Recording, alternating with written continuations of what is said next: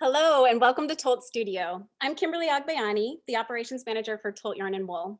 Tolt Studio is an education space, a space where we can connect with you every month with special guests, teachers, designers, creators, and community voices to further the enrichment of your craft and yourself.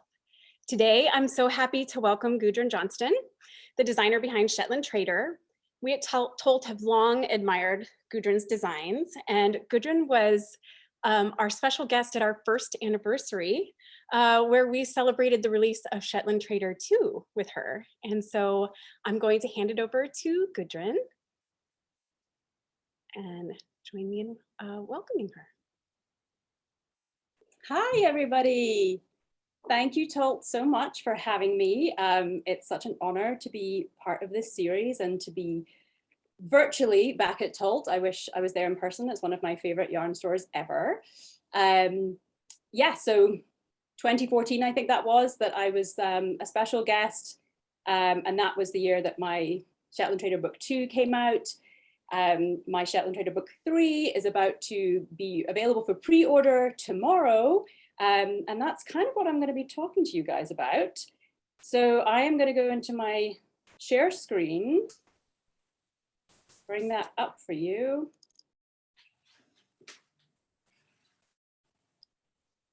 Okay.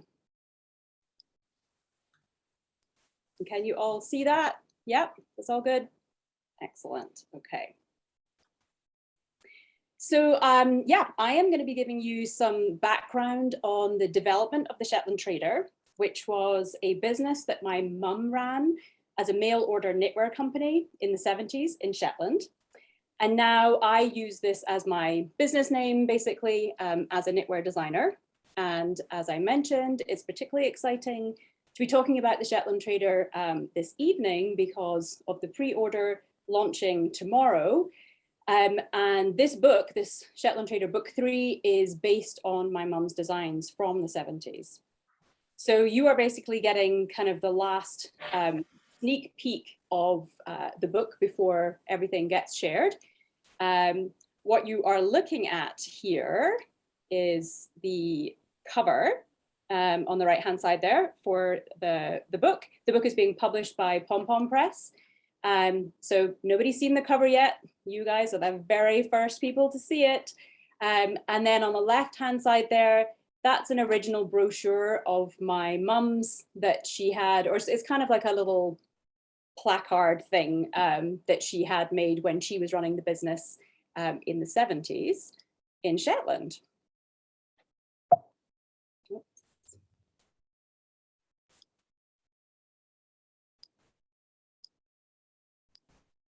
Okay, so what I would like to do is just kind of place you in Shetland, first of all, because I feel like if I'm talking about the Shetland Trader and this knitting and the traditions, you really need to know where Shetland is.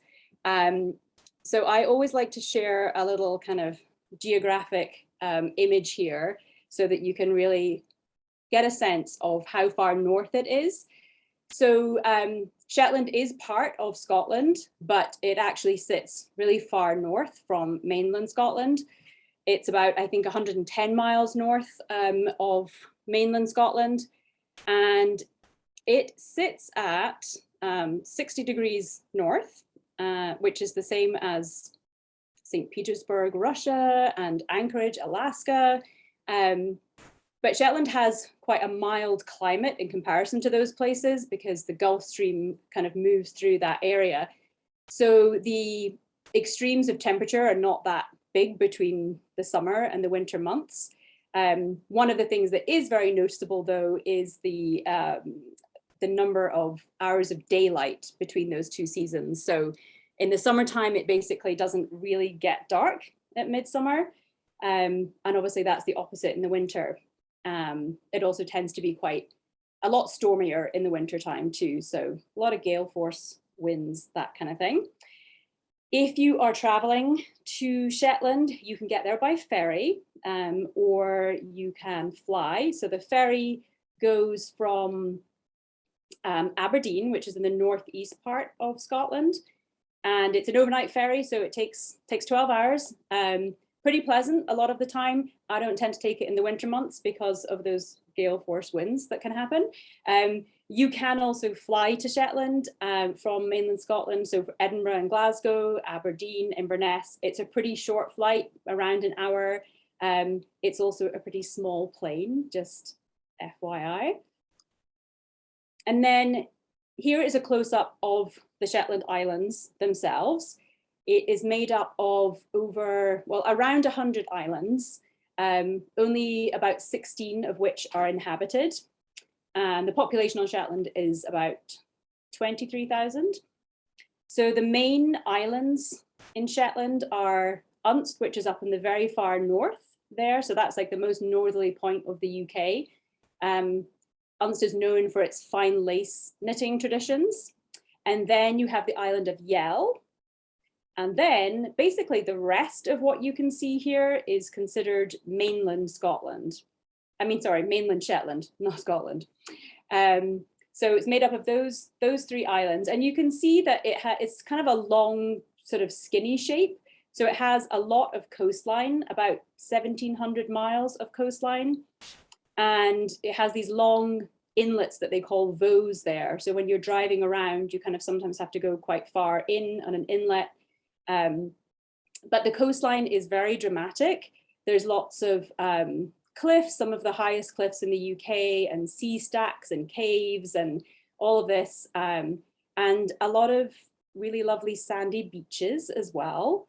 And then you have a lot of these little skerries, these little islands dotted around, as I said, some of which are inhabited, but a lot aren't anymore. There are some remote parts, even within Shetland, so the island of Fula over here, and then also Fair Isle, which sits about 25 miles off of the southern tip of Shetland. So it sits about halfway between Shetland and Orkney. And the population there is probably about 50 people that live on Fair Isle currently. And when you're in Shetland, you're very kind of struck by the views there because it's a very low-lying landscape. So you always have these very open vistas. It's also not very tree covered, and that's mainly to do with many years of overgrazing. That's the sheep. So there would have been trees in Shetland a long time ago, but the grazing has kept those down. There are areas now where trees do grow, especially in more sheltered spots, or where deliberate plantings have happened and they've fenced those areas off.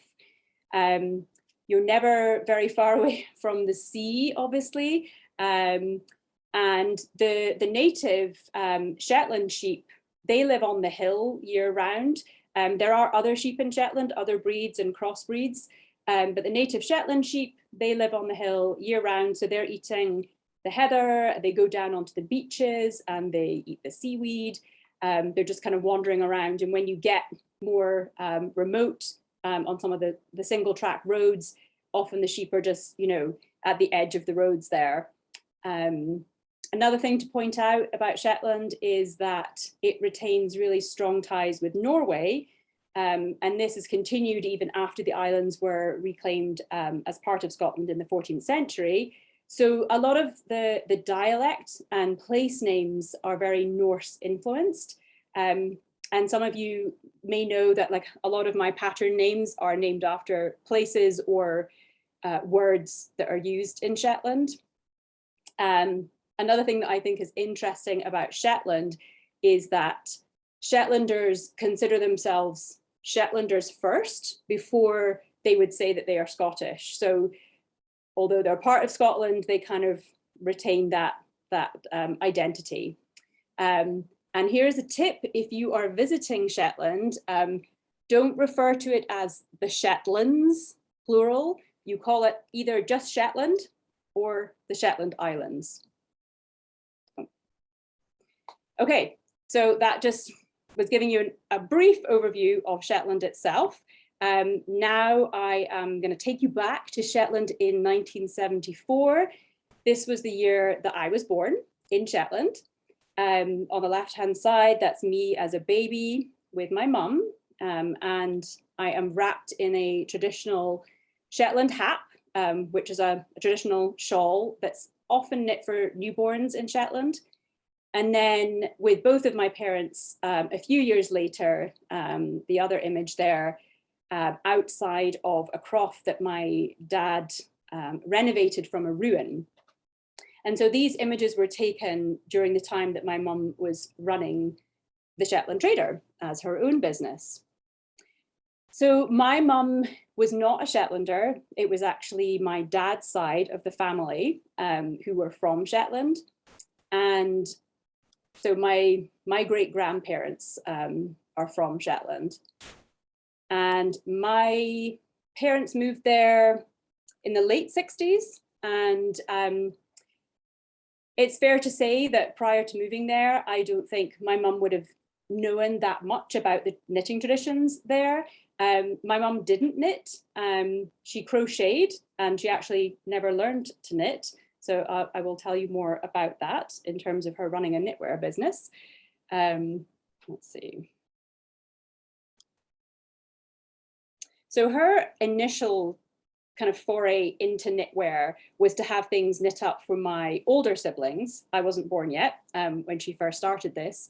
And this came about due to a next door neighbour that my parents had whilst they were living in the town of Bigton in Shetland. And her name was Lizzie Lawrenson. She was also a bit of a surrogate granny figure to my older siblings. And my mum soon began requesting various things knit by Lizzie and kind of importing her own, ideas on what she would like knit up, so specific colorways and styles, and she would pay Lizzie to knit those up for my older siblings. And once friends of hers saw some of these early designs, they requested them for their own kids. And that was really kind of the start of my mum's knitwear business, was knitting, having things knit up for us, basically. And the images that you're looking at are my two older siblings, Sorley and Beth, who are doing some modeling for my mum as she's getting started. Obviously, as siblings, we find these photos pretty hilarious to look at. The eldest in my family is Sorley, and he's got the modeling down, as you can see on the left-hand side photo there. So during this time in Shetland, so talking about early 70s, there was more of a Scandinavian aesthetic in Shetland knitwear fashion. So if you think, the yoked cardigans, which had the larger star motifs, and they were often knit in quite bright colors. So the more traditional shadings and motifs that, Shetland is known for, those had taken a bit of a backseat at this stage. And after seeing an old sweater in the Shetland Museum, my mum was inspired to bring back some of these traditional qualities to the stuff she was designing. So the sweater that you see on the left-hand side there is the original old sweater that she saw. And on the back of that photo, she had taken some notes, of the colors and things like that, that obviously she was going to match up and request from the yarn companies in Shetland. So she actually had that made up and as a child's jumper. So what you're looking at on the right-hand side there is a child's version of that sweater, using those smaller, like they call them Piri motifs, and the traditional shadings as well. Those were some of the older colors that were used in Fairall knitwear in Shetland. So there are some photos of my sister wearing that sweater. I couldn't find them for this slideshow, but my parents kept that sweater. I now have it. So it's actually sitting behind me here.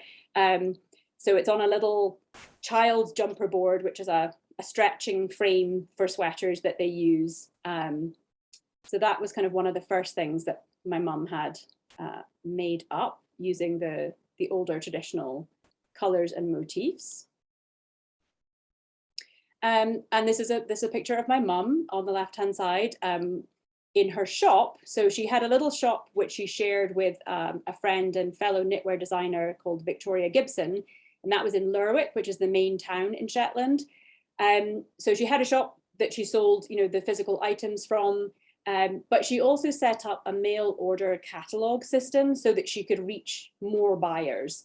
And actually, after placing an ad in a London newspaper, she was kind of inundated with orders. My dad remembers the postman being quite bemused by this sack full of letters that were going to this little croft in Shetland, requesting all this knitwear.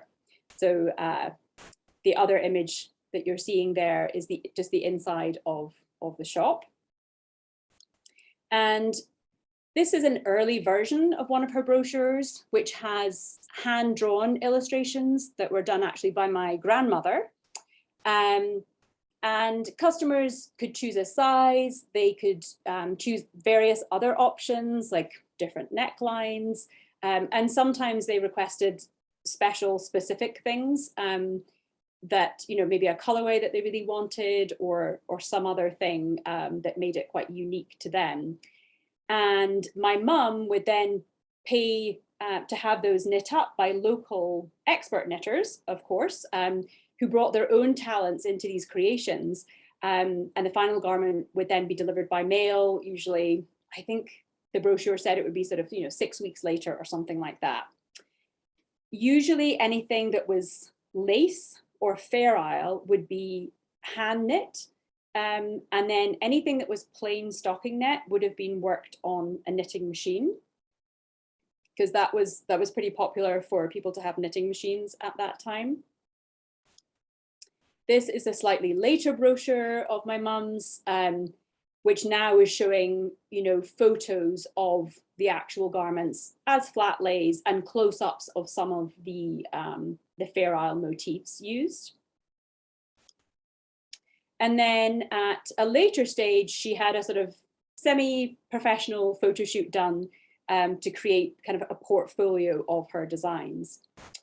So these are some of the very iconic 70s style that she went for. So incorporating those traditional elements, but very much placing them, with this 70s aesthetic. Think, the big bell balloon sleeves, the maxi dresses, all of that kind of stuff. Certainly pretty unique combination of elements there, and not something that exactly had been seen at that stage in Shetland. My mum sold the business probably around 1979 or so. That was around the time that my parents left Shetland, and it was run by another woman for a brief period of time. I believe she had a store in Edinburgh as well, but I think she only had it for a few years after my mum.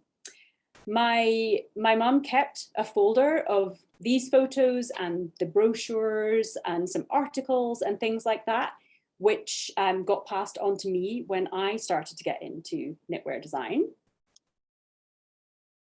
And so, although I was born in Shetland, as I said, my parents left in around 1979, so I was only 5 years old. So I don't have very strong memories of my childhood there, and I certainly don't have a memory of my mum's time running the business. I certainly was not aware of that. But in 2004, I think it was, my parents retired back to Shetland. And that kind of coincided with the start of my journey into knitwear design. And funnily enough, the croft house that they bought when they retired back there, they also renovated this. These are the images that you're seeing right now. It sits across this tiny little bay from the croft that my dad renovated in the 70s. So they both have the term busta, which basically means a farm in Shetland. This house is called Muckle Busta. Muckle is the word for big, so big farm. The other house was called Little Busta.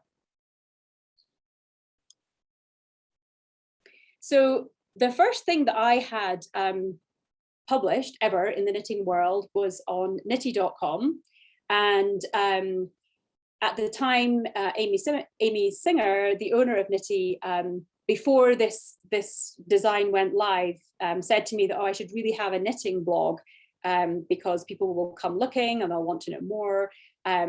So I had to come up with a name, and a knitting blog and all of this. So I obviously quite quickly went, oh, the Shetland Trader, that makes sense. That would be a good name for my knitting blog. And that was really when I started to use that name for my business. And once my parents, were back in Shetland, I was obviously visiting them a lot and reconnecting myself with the place and the people. But because I was starting my knitwear design career, it was obviously natural for me to look to the knitting traditions in Shetland. And I spent a lot of time there, and took knitting classes and things like that on various trips that I had back there. And that's all had a big influence on my own designing. I would say initially that the lace traditions from Shetland were what struck me first and caught my attention. I hadn't done a lot of stranded knitting at that point. But the lace patterns and, those were ones that I was quite intrigued by, and did a lot of swatching and playing around with. So my first self-published collection under the Shetland Trader label, basically all of the designs in that book were based on Shetland lace patterns. So they all incorporate a Shetland lace pattern somewhere in them. It's a mixture of garments and accessories. So that's the image on the left there. That was shot in Shetland, actually around my dad's house.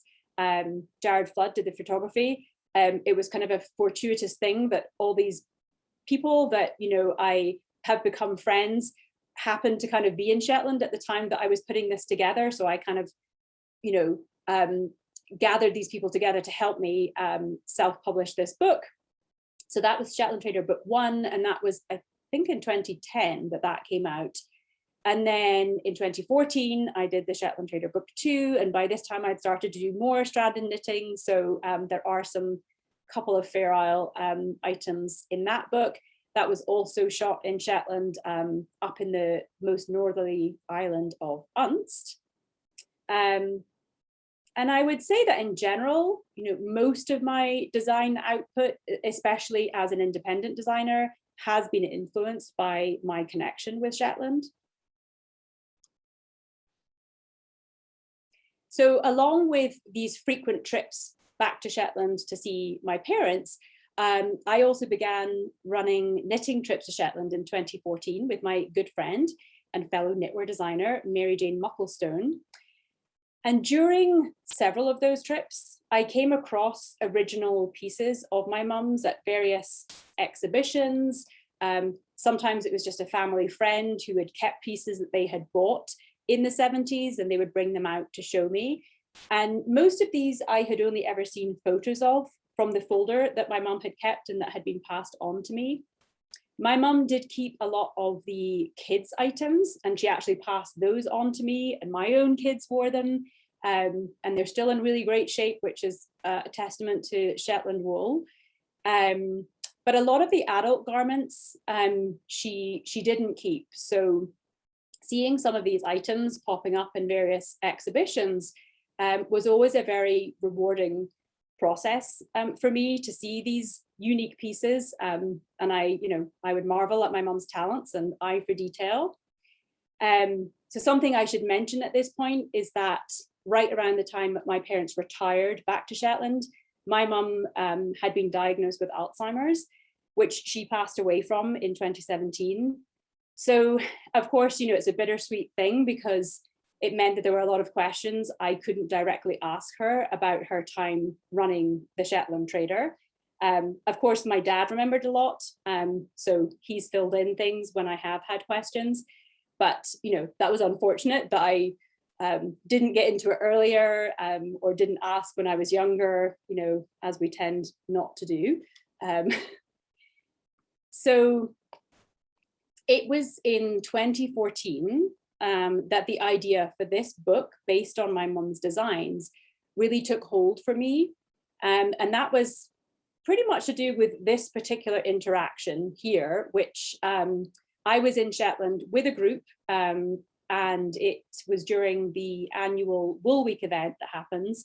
In fact, it happens at the end of September, so it's about to start this weekend, but it will be a virtual event this year. So anyway, I was there in person for this Wool Week, and it was through a friend of my brother's, and this is via a Facebook post, that they saw that a local woman, Wendy Inkster, had two of my mum's original Shetland Trader sweaters. Wendy Inkster has a business called Borough Bears. Some of you may have heard of it. And basically what she does is she repurposes old sweaters into these keepsake bears, which is like a really lovely thing to do with an old sweater that maybe you're not going to wear anymore or has a personal, meaning to you. But my memory is that the caption on this Facebook post was, too nice to cut up for these sweaters. And so, of course, I had never seen these sweaters in person. I'd only ever, again, seen them in photos that I had. And they're very unique, special sweaters. So I got a bit, a bit worried that she was about to cut up these sweaters and make them into bears. So I said to my dad, like, we have to go to Wendy's house now and like make sure she doesn't chop up these sweaters. So we jumped in the car and went there. I had not met Wendy at that point. And we arrived at her studio, and of course she had no intention of cutting these sweaters up. She had them actually for I think a couple of years at this point. She has a big vintage knitwear collection herself, and she very kindly gifted me these sweaters. So she had got them at some local sale in Shetland, and she knew of the Shetland Trader from the time that my mum ran it. And yeah, it was very kind of her to pass those sweaters on to me. And it was literally at that point that it'd been percolating for a while, but that was the moment I was like, I really have to do something with this legacy of my mum's, and, create patterns for these, because mum's business was all, ready to wear mail order. There weren't patterns written for these designs ever. So this was really the moment at which, I made that decision to make this into a collection. And, it took a long time. Like I said, this was 2014. I didn't immediately do it. I did get the yarn for these sweaters, or for the black version of this sweater, right after getting them in 2014. I went to Jamieson and Smith in Shetland, and I spoke with Ella Gordon, who works there. She's also a designer. And she's another vintage aficionado. And so she matched up the colors of yarn with that sweater, which pretty much, we matched them up identically. So I did leave with the yarn ready to get started, but it took me a while longer to really get going. So now I am going to show you, though, some of the patterns from the book, which, as I said, is available for pre-order tomorrow. In fact, the photo that you're seeing on the right-hand side, that is a photo from the photo shoot, just of the original sweaters hanging up there. So as I said, this sweater was kind of the first one that I worked on and recreated and figured out how I was going to do the construction for the hand knitter. The photo shoot for the book took place here in Reno last summer. Just kind of want to mention that as you look at these photos, because it was like, I don't know, 90+ degree weather, and these models were wearing all of this Shetland wool, and they were such troopers. They did not complain or anything. So yes, this sweater, it's called Vare in the book. None of the designs when my mum ran the business had names. They were just sort of numbered. But I've called this Vare, which is a Shetland word that means a great beauty. So as you can see, it's a pretty unusual combination of elements here because of the lace combined with the Fair Isle. And then again, that 70s silhouette. And you're seeing the original photo there on the left-hand side, the black and white photo that was taken in the 70s. So with all of these designs that are in the book, I had to figure out, okay, what's the best approach for from a hand knitting perspective for this. And in this case, I obviously had the original sweater right there with me, so that was quite helpful. But as I mentioned before, any of the stocking net sections would have been done on a machine. And so in this case, the sleeves probably would have been machine knit and then sewn into place. So that was one element where I was like, okay, how will I deal with this construction?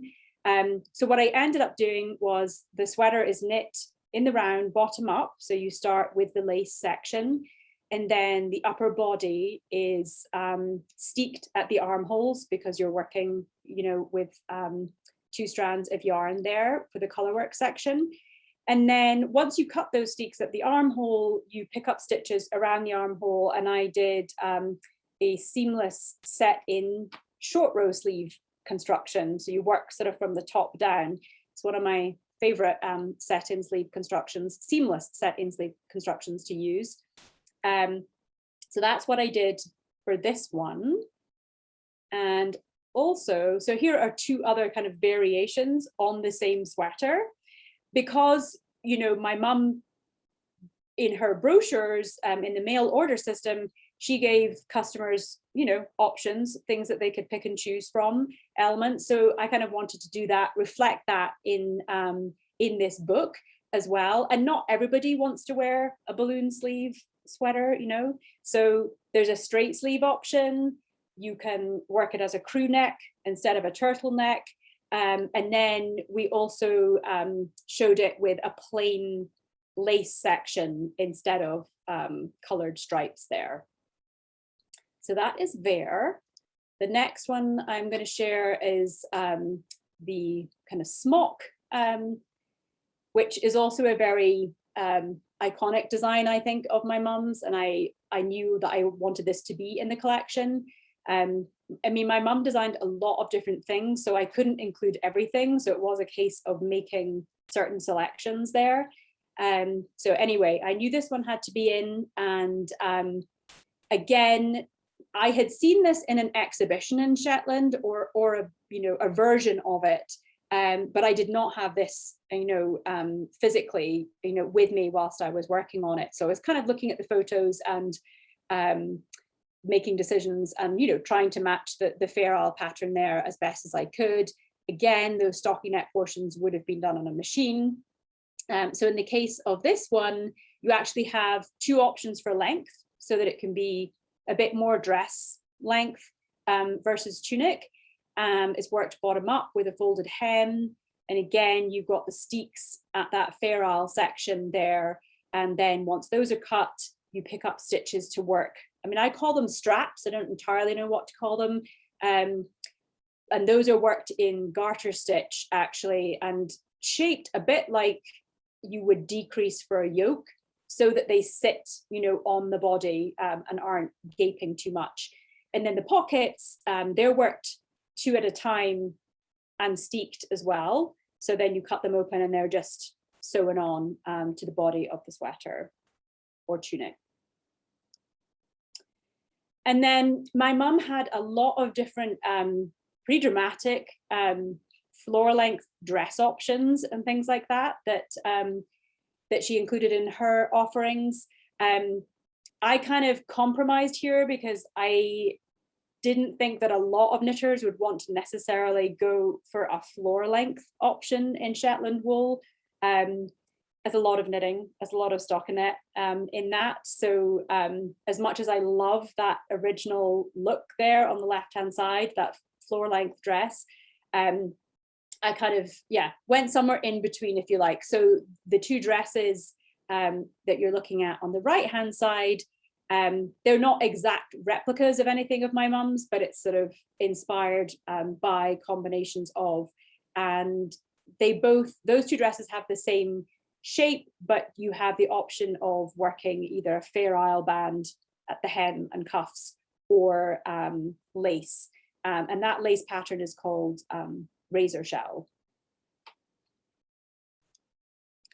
And then this is another Another pattern that I knew had to be part of the book, mainly because a lot of the photos of my mum during the time that she was running the business, she was wearing this sweater. It was clearly one of her favorite things to wear. The image that I showed of you earlier, she had this on.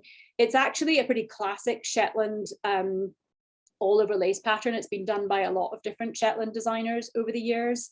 For the version that I did, it's bottom up and it uses a simultaneous set in sleeve construction. And that was partly because I kind of wanted the razor shell lace to continue around the yoke section there.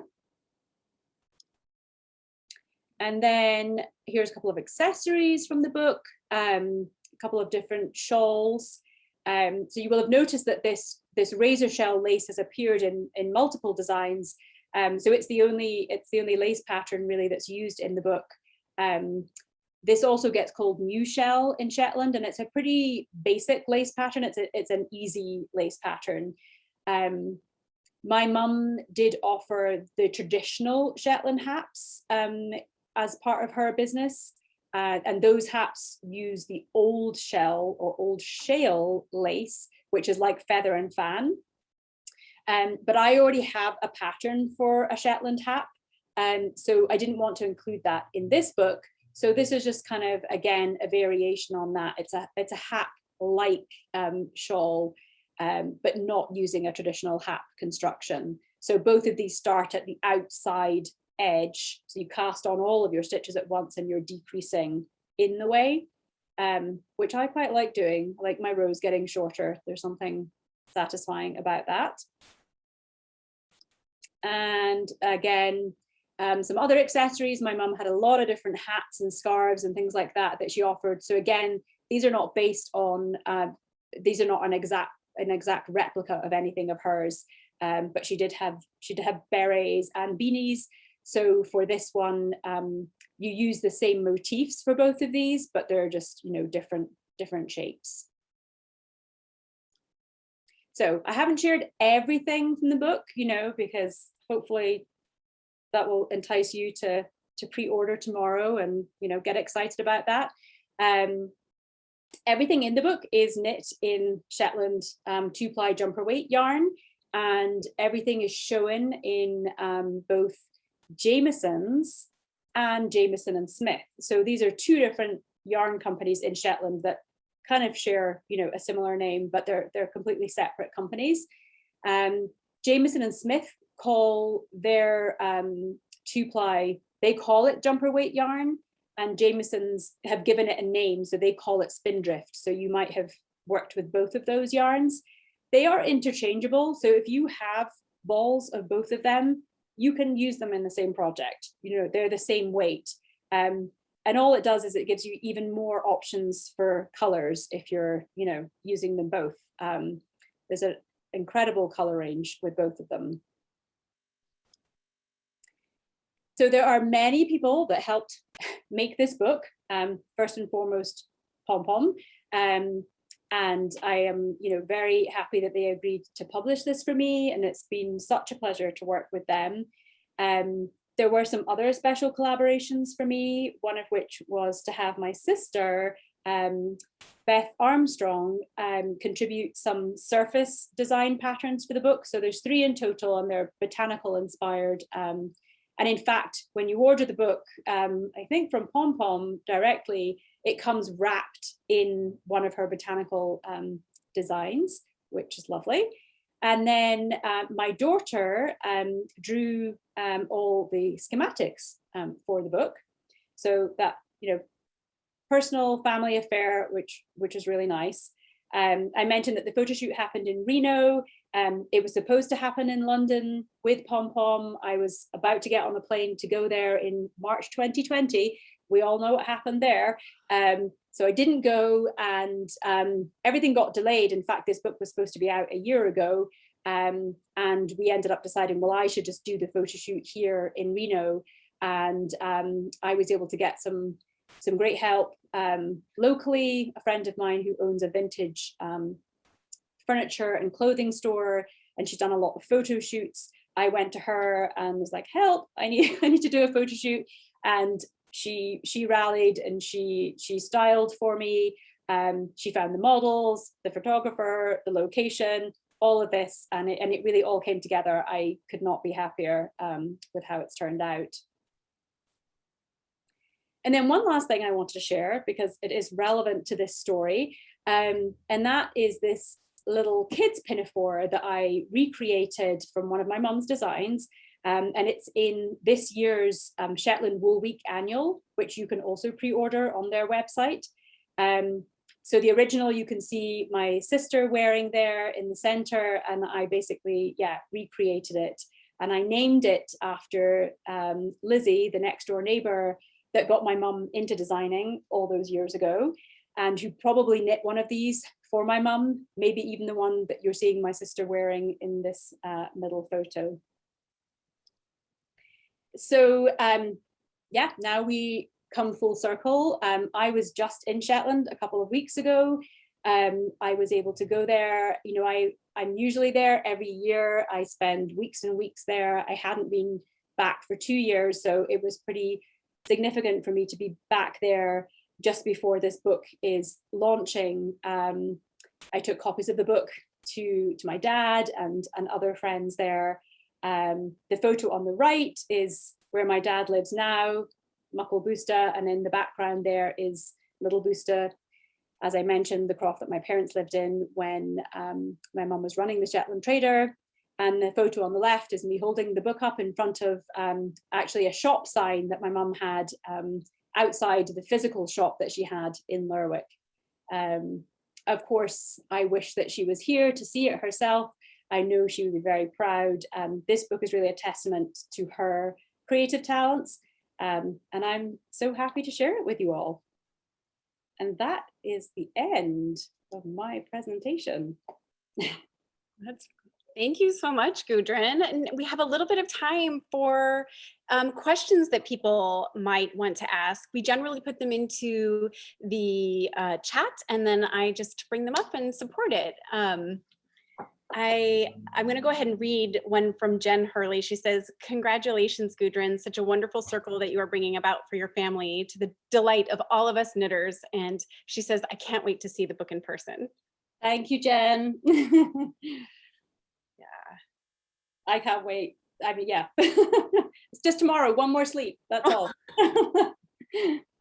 And tomorrow it starts the pre-orders. Yeah, yes, the pre-order opens tomorrow, which means you can order it from the Pom Pom website directly. There will be some online stores and things like that, local yarn stores that also might have their own pre-orders set up.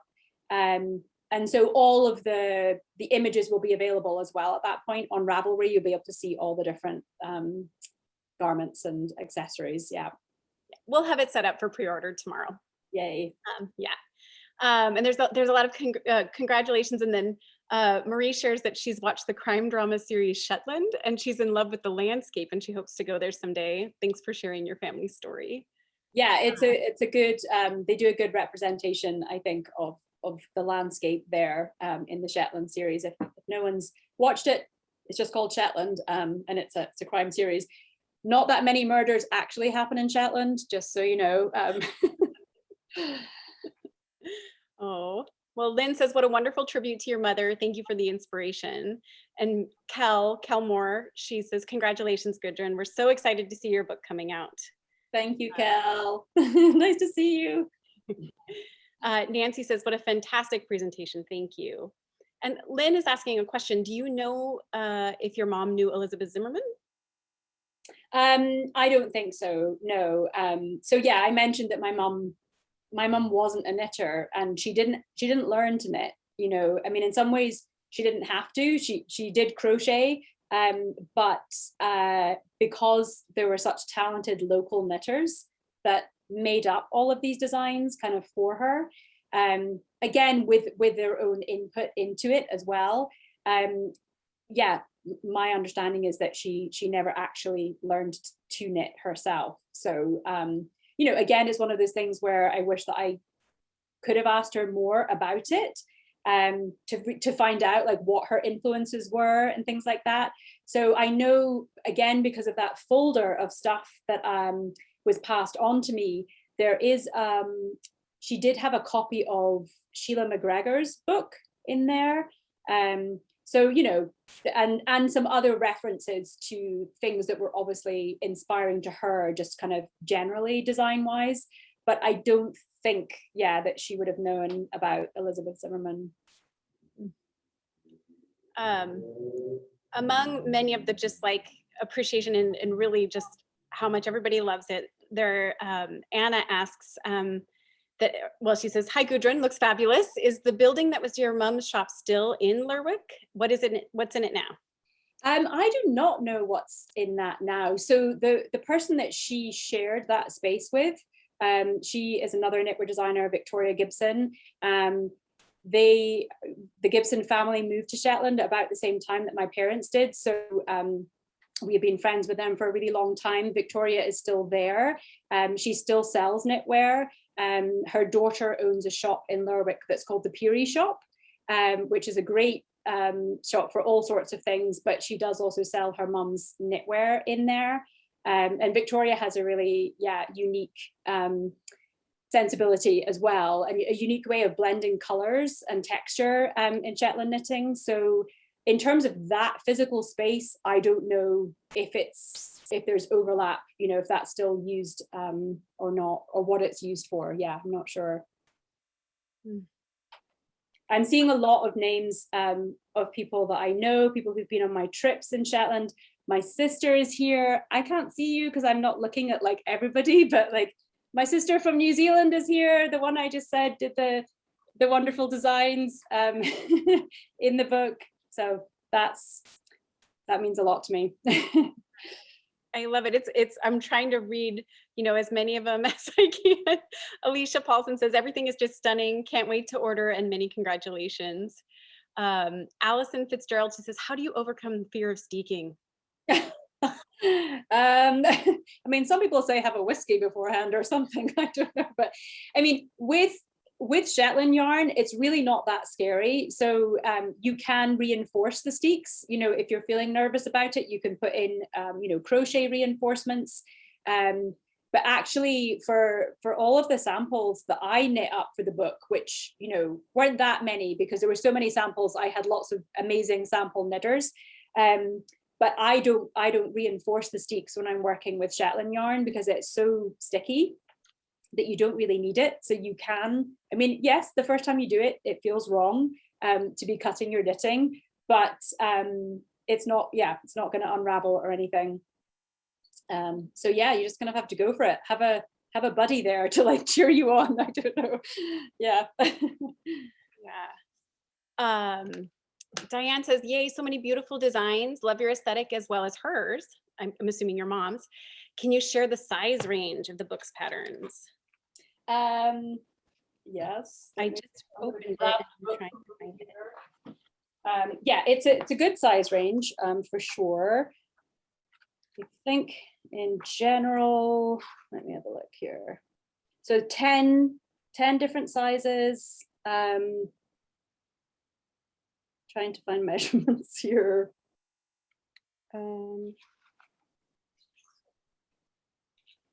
Yeah. So yeah, 10 different sizes. In terms of like, you know, bust circumference, we're talking about sort of, you know, the 32-inch up to 58 or 60, depending on the garment, whether it's like with negative ease or positive. So yeah, in general, about 10 sizes. Not for every garment, but. Eugene asks, any plans of resuming your Shetland group trips with Mary Jane? Yes, I mean, we're you know, hoping to do them next summer. They've been on hold obviously for 2 years. So the people who were supposed to go in 2020, they're still hanging in there for 2022. So fingers crossed, you know, we can be back there and resuming those as of next summer. Yeah. All right. Laura asks, did you ever meet any of the knitters who made garments for your mom's business? I have met a couple of people, again, just like over these recent years of traveling to Shetland and speaking to more and more people. There was one woman who remembered, well, I think it was her grandmother that knit for my mum, but she, as a young child, she was already into knitting herself, and she remembers getting to knit, I think, a shawl or something like that, for my mum, and being paid, really, really well for that. And so, yeah, there have been a few sort of anecdotal things there of people who knit for my mum. And they all said that she paid really well. So Your sister Beth, she says, Dad, sorely, Jamie and I couldn't be prouder of you, Gudrun. And lots of kisses or hugs, whichever one the X's are. yeah, as you can imagine, it's a very personal project for the whole family, especially because mum isn't with us anymore.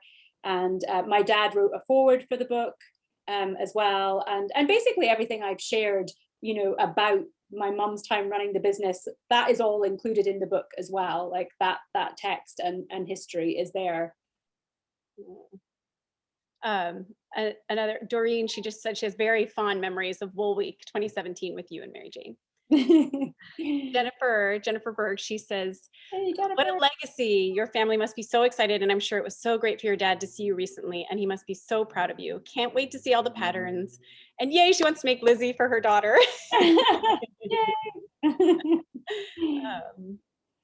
How is the Shetland Heritage, Catherine asks, very excited to order, she says, very excited to order the book.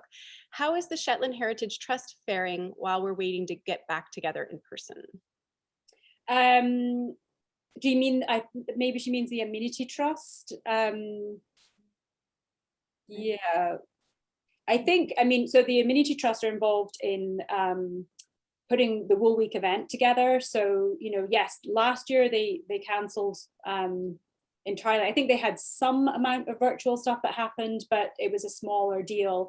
And this year they're doing everything virtually. I think that, as soon as people can travel there again, Shetland is going to bounce right back, I think. And also in terms of just the two yarn companies in Shetland, Jameson and Smith, I visited both of them when I was back a couple of weeks ago, and they have never been busier. Like they can't keep up with the demand because we've all been kind of stuck at home and people are taking up knitting, and so yeah, I think tourism is a big part of Shetland's economy, but it's only part of it. So yes, once we can travel again, all of these events will pick right back up, I think. Paula asks, who taught you to knit? So I'm pretty sure that it was a school teacher.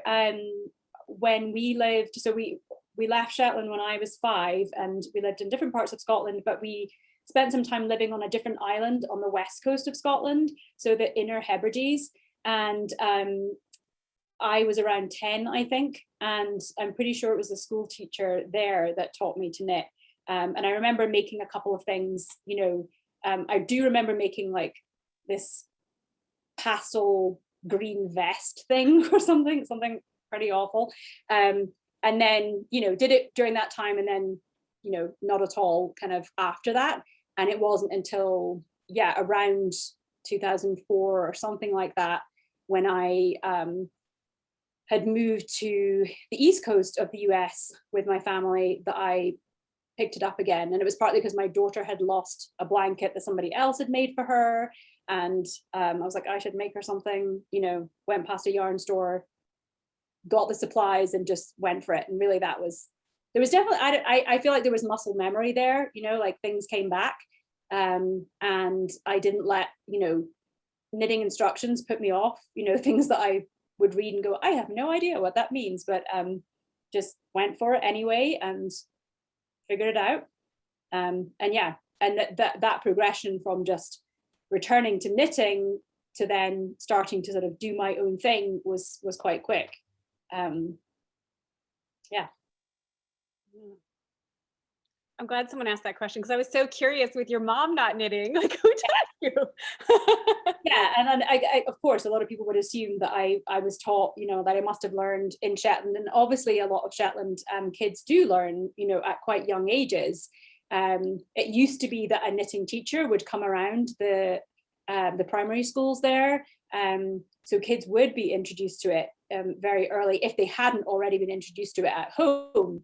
There was a knitting teacher that would come to the school. That doesn't really happen in the same way anymore, just because of various budget cuts and things like that. But thankfully, there are a lot of clubs, and there's a lot of interest in continuing to pass on those traditions to the kids as well.